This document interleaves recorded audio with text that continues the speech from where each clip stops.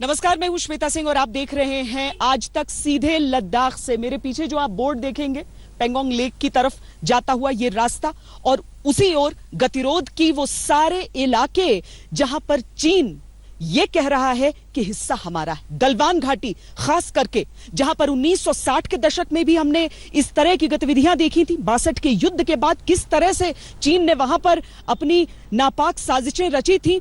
58 साल बाद अगर आज ऐसी तस्वीर वहां पर नजर आ रही है फिर, तो जरूरी है कि उसका फुल एंड फाइनल सेटलमेंट हो जाए।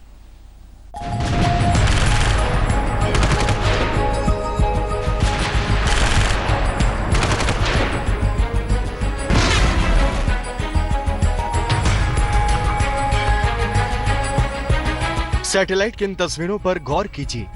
प्लैनेट लैब्स की ये तस्वीरें 15 जून को भारत चीन के सैनिकों के बीच हुए टकराव के 24 घंटे के भीतर खींची गई हैं। इन तस्वीरों में भारत और चीन के सैनिकों के बीच हुए खूनी संघर्ष और उसके बाद की स्थिति का पता चलता है। सैटेलाइट सबूतों से पता चलता है कि चीनी सैनिकों की संख्या कहीं ज्यादा होने और अपने 20 जवानों की शहादत के बावजूद भारत के जांबाज सैनिकों ने अपनी जमीन नहीं छोड़ी। ग्राउंड जीरो से आई 16 जून की हाई रिजोल्यूशन तस्वीरें बताती है कि चीन की तरफ भारी सैन्य तैनाती हुई है। चीन ने 6 जून को दोनों देशों के बीच लेफ्टिनेंट जनरल स्तर की बातचीत में हुए तनाव घटाने के समझौते का सम्मान नहीं किया और अवैध कब्जा नहीं छोड़ा। 1962 की लड़ाई के बाद पहली बार गलवान घाटी में इतनी जबरदस्त हिंसक झड़प हुई। इस बार भी चीन ने ही विश्वासघात किया। चीनियों के इस धोखे का सेना ने मुंह तोड़ जवाब दिया। वहीं सरकार के लहजे से साफ है कि चीन को इसका हिसाब देना होगा। मैं देश को भरोसा दिलाना चाहता हूं, हमारे जवानों का बलिदान व्यर्थ नहीं जाएगा। हमारे लिए भारत की अखंडता और संप्रभुता सर्वोच्च है और इसकी रक्षा करने से हमें कोई भी रोक नहीं सकता। गलवान घाटी में 58 साल पहले भी चीन ने भारत के साथ धोखा किया था। 1961 में चीन की सेना पीएलए ने कोंग काला में सीआरपीएफ की पेट्रोलिंग पार्टी पर हमला किया था।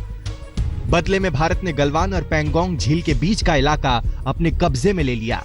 इस तनातनी के बीच 1962 में भारत और चीन की सेना आपस में भिड़ गई। जुलाई 1962 में गोरखा रेजिमेंट के सैनिकों ने सेमजंगलिंग में चीन के पोस्ट की संचार लाइनों को काट दिया। तिल मिलाकर चीन ने इस पोस्ट को तबाह करने के लिए पूरी बटालियन भेज दी। बहादुरी से लड़ते हुए भारत के 33 जवानों ने अपने प्राणों का बलिदान दिया। उसके बाद चीन ने अक्साई चीन और ऐसे कई इलाकों को अपने कब्जे में ले लिया जो उसके मुताबिक सामरिक महत्व रखते थे। गलवान में वो पीछे हट गया था और तकरीबन तब से लेके अभी तक ये नॉन डिस्प्यूटेड एरिया था। अभी इसकी स्ट्रेटेजिक सिग्निफिकेंस चीन को समझ आई जब हिंदुस्तान ने दौलत बेग शोक और दौलत हल्दी तक रोड बनानी शुरू की और एक मेट्रो रोड गलवान तक बनाई। चीन को जब इसका सामरिक महत्व समझ आया तब उसने इन इलाकों में तेजी से सड़क निर्माण करना शुरू किया। अब चीन के सैनिक बड़ी आसानी से LAC तक गाड़ियों में पहुंच जाते हैं। गलवान के आसपास बुनियादी ढांचा खड़ा कर चुका चीन अब पीछे हटने को तैयार नहीं है। दूसरी तरफ भारत ने भी साफ कर दिया है कि वो अपनी संप्रभुता से समझौता नहीं करेगा। जहां कहीं हमारे मतभेद भी रहे हैं, हमने हमेशा ही ये प्रयास किया है कि मतभेद विवाद न बने, डिफरेंसेस डिस्प्यूट्स में न बदले। हम कभी किसी को भी उकसाते नहीं हैं, लेकिन हम अपने देश की अखंडता और संप्रभुता के साथ समझौता भी नहीं करते हैं। गलवान में अब वैसे ही हालात बनते दिख रहे हैं जैसे करगिल में बने थे। उस वक्त पाकिस्तान को खदेड़ने वाले महावीर चक्र विजेता और लद्दाख स्काउट्स के कमांडिंग ऑफिसर रहे कर्नल सोनम वांगचुक दावे के साथ कहते हैं कि लद्दाख स्काउट्स के जवान आदेश मिलते ही चीन के दांत खट्टे कर सकते हैं। माउंटेन वॉरफेयर में हम लोग जो हैं सिद्ध हैं, और किसी भी तरह का टास्क अगर दिया जाए लद्दाख स्काउट्स को तो उन लोगों ने उसको बखूबी निभाया है हमेशा।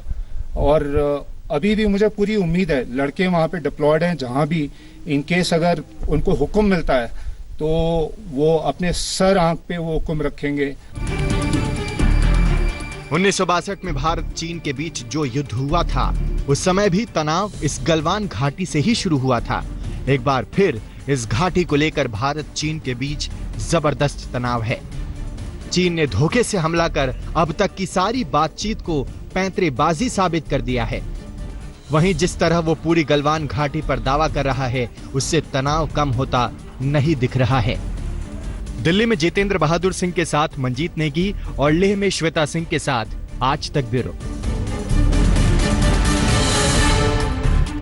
गलवान घाटी को लेकर यह लड़ाई क्यों चल रही है उसे समझना भी जरूरी है। सामरिक तौर पर इसका महत्व जानना जरूरी है, क्योंकि एक बार चीन ने अक्सई चिन तक कब्जा कर लिया, उसके बाद अपनी पैठ को बनाए रखने के लिए उसे स्ट्रेटेजिक महत्व समझ में आ रहा था गलवान घाटी का। लेकिन भारत ने अपने पांव अड़ा दिए हैं, क्योंकि सामरिक तौर पर इस घाटी की महत्ता दोनों देशों के लिए बहुत बड़ी हो जाती है।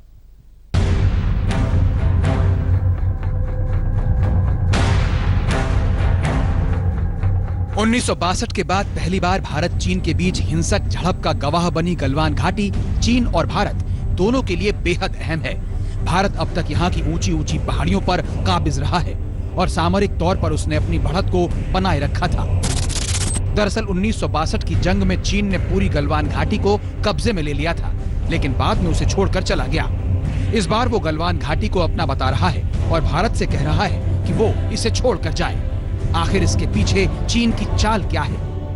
अगर हम गलवान की हाइट्स के ऊपर छा जाते हैं तो हम जो नेशनल हाईवे 219 है, जो अक्साई चिन को काराकोरम और उसके बाद पाकिस्तान के साथ जोड़ता है, हम उसकी लाइफ लाइन को कट कर सकते हैं। हम उसके ऊपर ऑब्जर्वेशन और फायर गिरा सकते हैं, बिल्कुल उसी माफिक जैसे कारगिल के माध्यम से पाकिस्तान हमारी लाइफ लाइन से दखलंदाजी कर रहा था। शी जिनपिंग एक साथ कई निशाने साधना चाहते हैं। एक तरफ वो चीन पाकिस्तान इकोनॉमिक कॉरिडोर को भारत की दखलंदाजी से सुरक्षित रखना चाहते हैं, तो दूसरी तरफ भारत के दौलत बेग ओल्डी एयरफील्ड और वहां तक जाने वाली दुर्बख्शियोक रोड पर नजर रखना चाहते हैं। सीपेक की जहां तक बात है तो चीन के कशगर से पाकिस्तान के ग्वादर बंदरगाह तक जाने वाली सड़क पीओके से होकर गुजरती है। अगर हिंदुस्तान की फौज गलवान की ऊंची पहाड़ियों पर मौजूद रहेगी तो वो जब चाहे इस हाईवे को निशाना बना सकती है। इस वजह से ही अप्रैल के आखिर में गलवान की पहाड़ियों पर आकर बैठे चीनियों ने सबसे पहले भारत की ओर से अपने हिस्से में बनाई जा रही सड़क के काम को रुकवाने की कोशिश की। दूसरी तरफ भारत अच्छी तरह चीन की मंशा को समझ चुका था। यही वजह है कि भारत के विदेश मंत्री एस जयशंकर ने चीन के विदेश मंत्री वांग यी को कड़े शब्दों में आईना दिखा दिया। जयशंकर ने कहा, गलवान में जो कुछ भी हुआ वो चीन की सोची समझी साजिश और कार्रवाई थी, जिसके चलते घटनाएं होती चली गई। इससे जमीनी हालात को बदलने की उसकी मंशा साफ हो गई।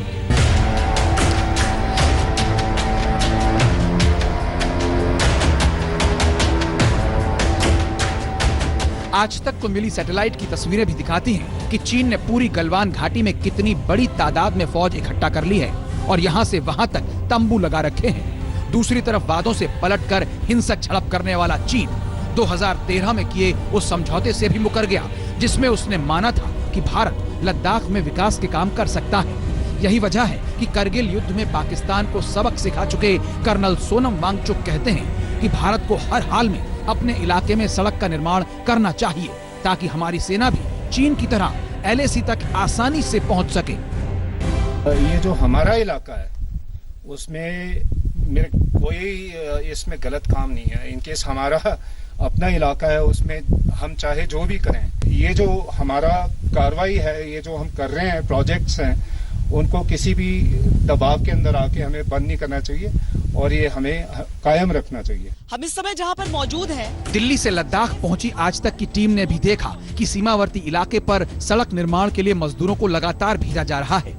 जब हम लद्दाख की तरफ आ रहे थे उस समय भी जो मजदूर हैं जिन्हें बॉर्डर रोड्स बनाने की जिम्मेदारी है, उन्हें हवा के रास्ते यहां पर अब भेजा जा रहा है और एक एक करके जैसे जैसे यहां पर पहुंच रहे हैं उन्हें लेह से आगे उन सीमावर्ती इलाकों में भेजा जा रहा है ताकि जो इंफ्रास्ट्रक्चर का जो काम चल रहा है वो किसी भी तरीके से रुके नहीं।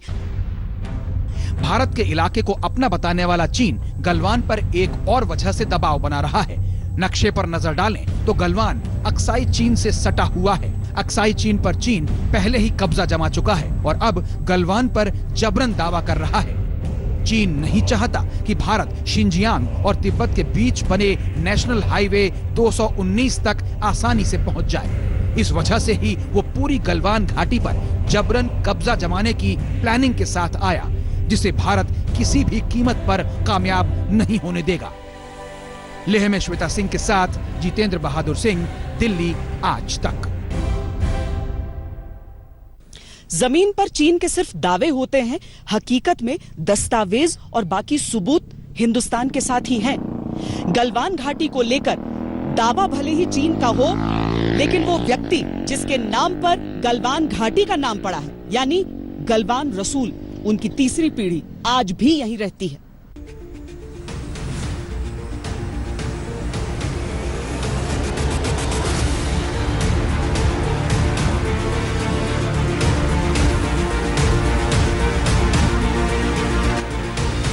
गलवान घाटी पर चीन अपना दावा करता है, लेकिन इतिहास गवाह है कि चीन इस घाटी के लिए महज एक घुसपैठिया है।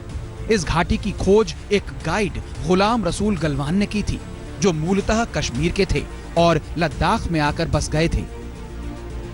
यह किताब इसका बड़ा सबूत है कि गलवान भारत का है। सर्वेंट ऑफ साहिब्स नाम की इस किताब को गुलाम रसूल गलवान ने टूटी फूटी अंग्रेजी में लिखा था।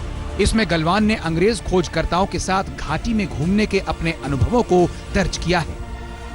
साल 1899 जब हिंदुस्तान पर अंग्रेजों की हुकूमत थी और डनमोर और फ्रांसिस यंग हस्बैंड समेत करीब 15 खोजकर्ता अंग्रेज ट्रैकिंग कर रहे थे। इस दौरान वो रास्ता भटक गए। तब उनके गाइड गुलाम रसूल गलवान ने उनकी मदद की और इस घाटी के एक रास्ते से उन्हें बाहर निकाला। इससे खुश होकर अंग्रेजों ने इस नाले का नाम गलवान नाला रख दिया। कमाल की बात ये कि आज भी लेह में गुलाम रसूल गलवान की तीसरी पीढ़ी यानी उनके पोते रह रहे हैं। आज तक से खास बातचीत में अमीन गलवान ने इस बात पर मुहर लगा दी कि गलवान घाटी की खोज उनके दादा ने ही की थी। सर फर्नांड यंग हस्बैंड जो एक्सप्लोरर और टेकर मशहूर है ब्रिटिश गवर्नमेंट का, तो उनको वहाँ से रास्ता भटक गया है। तो रसूल गलवान ने जिम्मेवार था कि वो कहाँ से निकले, तो रसूल गलवान ने रास्ता दिखा के उस काबिले से निकाल दिया। तो अंग्रेज लोग बहुत खुश हो के उस जगह का नाम गलवान रसूल यानी गलवान नाले के नाम रखा गया। गलवान की उम्र उस वक्त महज 12 साल थी, लेकिन इलाके की जानकारी और सूझबूझ में उनका कोई जोड़ नहीं था। इस वजह से ही अंग्रेजों ने उन्हें अपने कारवां का गाइड चुना था। उनके पोते का कहना है कि गलवान पर चीन का दावा सरासर गलत है। वो कहते हैं कि गलवान भारत का था, भारत का है और भारत का ही रहना चाहिए। आपको अभी कैसा लगता है जब चाइना बोलता है कि नहीं ये हमारा है, हमारे हिस्से में रहेगा? बिल्कुल नहीं है, चाइना का ये हमारा हिंदुस्तान का है, हिंदुस्तान का रहेंगे और हम लद्दाखी भी इसके पीछे बहुत जोर लगाएंगे। अगर चाहे तो हम आर्मी के साथ शाना बशाना करके हम उस जगह को लेने के लिए वॉलंटियरली तैयार हैं। आज चीन इस इलाके पर झूठा दावा कर रहा है, लेकिन सच यही है कि गुलाम रसूल गलवान के समय में अंग्रेज भारत की उत्तरी सरहद को तय करने निकले थे। उन्हें तिब्बत की ओर रूसियों के बढ़ते कदम की चिंता सता रही थी। तब तिब्बत भी अंग्रेजों के पास था, जिस पर बाद में चीन ने कब्जा जमा लिया। अब चीन गलवान में चोरों की तरह घुसने की हरकत कर रहा है और भारत को आंख भी दिखा रहा है, यानी उल्टा चोर कोतवाल को डांटे। गलवान घाटी को लेकर जिस तरह के दावे चीन कर रहा है वो अपने आप में दिखाते हैं कि चीन किस तरह की दादागिरी कर रहा है, क्योंकि इतिहास से लेकर वर्तमान तक हर एक चीज इस बात का प्रमाण है कि न सिर्फ गलवान घाटी बल्कि अक्साई चिन का पूरा इलाका हिंदुस्तान का ही हिस्सा है। दिल्ली में जितेंद्र बहादुर सिंह के साथ श्वेता सिंह, लद्दाख आज तक। लद्दाख में चीन को सबक सिखाने की आवाज लगातार तेज होती जा रही है, क्योंकि इंच इंच भूमि अगर लद्दाख की लेना चाहता है चीन, तो यहां के लोग भी चाहते हैं कि वो डटकर मुकाबला कर लें। लोग चाहते हैं कि हिंदुस्तान बता दे कि ये 1962 नहीं है, 2020 है।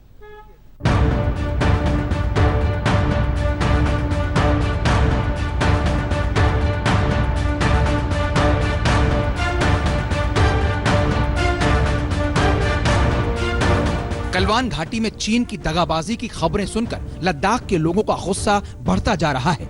इससे पहले भी चीन ने जब जब भारत की तरफ आंख उठाकर देखा, तब तब लद्दाख के लोगों ने सेना के साथ कंधे से कंधा मिलाकर चीन का मुकाबला किया है।